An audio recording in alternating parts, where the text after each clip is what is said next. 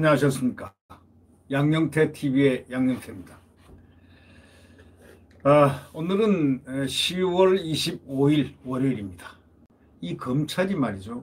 요즘 이 수사를 하는데 많은 지금 비판을 받고 있습니다. 정말 어떻게 검찰이 저렇게 할 수가 있을까? 지금 이런 느낌을 많이 받죠. 그런데 이 검찰이 이런 얘기를 했습니다. 돌아서 가더라도 유동규 배임 수사를 계속할 것이다. 이렇게 얘기했습니다. 배임 혐의가 빠진 공소장이 얼마나 지금 논란이 많이 되고 있습니까? 이 배임이 유동규가 될 경우에는 이재명하고 이렇게 연동될 수도 있고 또는 이런 의혹이 갈 수도 있다라는 이런 사안이라는 그런 얘기도 있지 않습니까? 이 배임 혐의가 이게 빠졌다는 것, 이해를 못하죠, 법조계에서는. 이 유동규가 어떻게 배임 혐의가 빠질 수 있는 그런 공소장이 될 수 있느냐. 이래서 논란이 지금 굉장히 심합니다. 보강 수사 후에 추가 기소 검토하겠다라는 것이 검찰의 뜻인 것 같습니다. 법조계는 향후 수사 압박용 카드로 관측하는 그런 측면도 있습니다. 검찰이 이렇게 얘기했습니다. 조금 돌아서 가더라도 배임 혐의 수사는 계속하겠다. 의지를 밝혔습니다. 물론 나중에 결과를 두고 봐야 알겠지만 검찰이 일단 배임 혐의 수사는 계속하겠다. 돌아가더라도 라는 전제까지 딱 내놨으니 틀림없이 수사를 하지 않겠나 싶습니다. 경기 성남시 대장동 개발 특허 의혹을 수사 중인 검찰 관계자 그렇게 얘기합니다. 순서대로 계획대로 수사가 되고 있다. 이렇게 말을 했다는 것입니다. 유동규 전 성남도시개발공사 사장 직무대리 구속영장에 있던 손해액 수천억 원의 배임 혐의가 공소장에서 제외된 것에 대한 정치권 등의 비판을 일축했다는 겁니다. 우리는 한다 이거예요. 그래서 동아일보 취재를 종합해보면 서울중앙법원 문성관 영장전담 부장판사는 지난 14일 화천대유 그 자산관리 그 대주주 김만배 씨에 대해서 구속영장이 이렇게 기각됐지 않습니까? 실질심사에서 배임죄 공범 성립에 대한 회의적 입장을 나타낸 것으로 전해졌지 않습니까? 그래서 법원은 당시 피의자의 방어권을 보장할 필요성이 있다. 피의자에 대한 구속의 필요성이 충분히 소명되었다고 보기 어렵다 하고 영장 기각했습니다. 이후에 검찰도 배임 혐의 적용을 서두르지 않겠다는 쪽으로 수사 방침을 정했습니다. 검찰은 지난 21일 유 전 직무대리를 기소하면서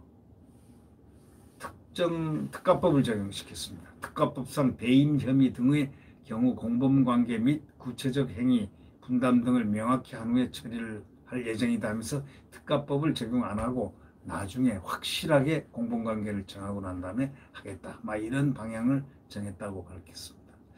배임 혐의 기소를 위해서는 범행 동기, 고의성 등 입증이 필요한 만큼 폭넓은 조사를 통해서 사실관계를 먼저 다진 뒤에 추가 기소 여부를 판단하겠다는 그런 의미라는 것입니다. 그러니까 검찰은 의지가 있다 이렇게 봐야 되겠습니다. 최소한 돌아서 가더라도 배임 혐의를 꼭 수사하겠다. 밝히겠다 이렇게 나오니 말이죠. 법조계에서는 검찰이 배임 혐의 적용을 향후에 수사 과정에서 쓸 압박 카드로 남겨둔 것 아니냐라는 그런 분석도 하는 그런 경향도 있다는 겁니다. 검찰은 그간 수사 과정에서 화천대유가 사업자 선정 과정과 또 수익 배분 구조에서 그 특혜를 받아가지고 성남도시개발공사에 최소 1,163억 원의 손해를 입힌 것으로 보고 부패재산 몰수특례법을 적용해서 범죄 수익 환수가 가능한지도 지금 검토하고 있는 것으로 알려졌습니다. 이 경우에 김 씨와 화천대유 관계사 천화동인 4호 소유주 남욱 변호사, 천화동인 5호 소유주 정영학 회계사 등의 재산이 동결될 가능성도 없지 않아 있습니다. 수사팀이 정관계 로비 의혹이라든가 민간사업자 선정 과정에서 성남시 관여 여부 등을 밝히기 위해서 관련자들의 협조가 필수적이어서 배임 혐의를 압박하도록 활용할 수 있지 않을까라는 그런 기대를 법조계 일부에서는 하고 있는 듯 싶습니다. 이런 복마전이 엄청난 복마전입니다. 네. 이게 지금 이런 식으로 모든 것이 이렇게 대장동 사 이런 조사가 특검이 아닌 검찰조로서 과연 검찰 조사로서 밝혀질 수 있을 것인지 이게 상당히 회의적입니다. 네. 네. 다음 소식을 함께 공유하도록 하겠습니다. 이 김종인 씨가 요즘 보폭을 넓히고 있는 듯하다는 보도가 나왔습니다. 윤석열 총장을 만났고 어제는 이준석을 만났습니다. 그래서 국민의힘 안팎에서는 선대위원장에 나설 것이라는 그런 관측을 내놓고 있습니다. 그러면서 이 김종인 씨는 이런 얘기를 했습니다. 어제 내가 이 선대위원장을 만나 안 만나 뭐 하여튼 하는 것은 내 결심은 4달 5일 지나봐야 한다. 그 5일이란 거는 무엇이냐. 대선 후보가 정해지고 난 다음에 가겠다 이런 뜻입니다. 이 김종인 전 국민의힘 비상대책위원장이 국민의힘 대선 경선 후보인 윤석열 전 총장과 회동한 지 이틀 만에 어제 이준석 대표하고 회동을 했습니다.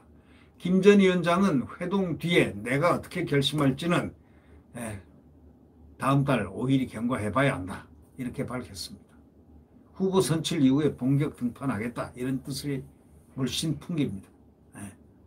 이 김종인 위원장과 이 대표는 이날 종로구 모처에서 오찬회동을 한 뒤에 김동연 전 경제부총리가 주도하는 새로운 물결 창당 발기인대에 나란히 참석했습니다. 양측 관계자에 따르면 두 사람은 국민의힘 대선 경선 판세와 대선 후보 선출 이후 당 중앙선대위 구성 등에 대해서 폭넓게 논의했다는 겁니다. 김 전 위원장은 이날 기자들과 만나서 본선에서 선대본부를 어떻게 구성할지 이 대표의 생각을 들었다고 밝혔습니다. 이 대표는 이날 기자들과 만나서 김 전 위원장과 상시적으로 소통하고 있다고 말을 아꼈습니다.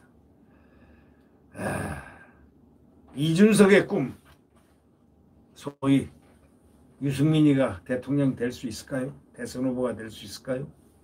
참혹 궁금합니다. 그는 모든 걸 감추고 있지만 그의 속내는 유승민입니다. 틀림없습니다. 자기 입으로 자기가 얘기했으니까 말이죠.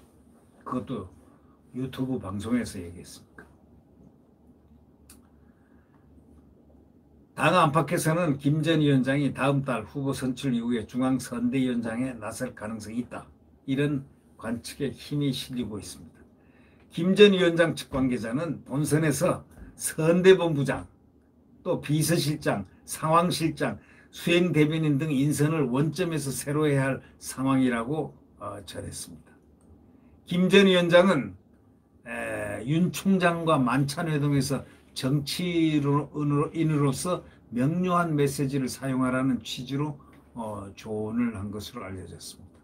윤 전 총장이 전두환 옹호 발언에 이어서 개사과 사진 등으로 잇따라 파문을 일으킨 점을 지적한 것이고 김 전 원장은 이 자신과 가까운 인사 다수를 윤 전 총장 캠프에 보냈지만 본인은 아직 캠프에 합류하지 않고 있습니다.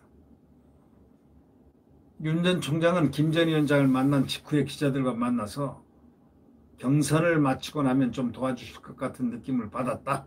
이렇게 얘기를 했습니다. 다만 김 전 위원장은 24일 그건 본인의 느낌이라고 하면서 다음 대통령 후보가 될 사람이 나라를 이끌어가는데 확실한 비전과 계획이 있어서 그걸 지킬 가능성이 있는 후보인지 아닌지 확인하지 않으면 절대로 합류 안 하겠다.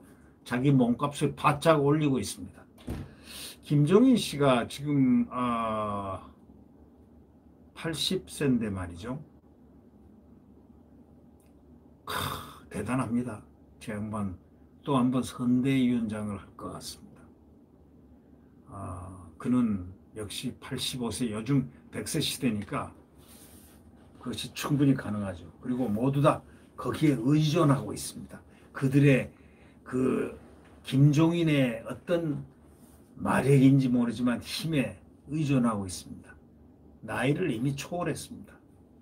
뭐 나이가 80이 넘어도 뭐 90까지 이 사람은 그대로 갈 것 같습니다.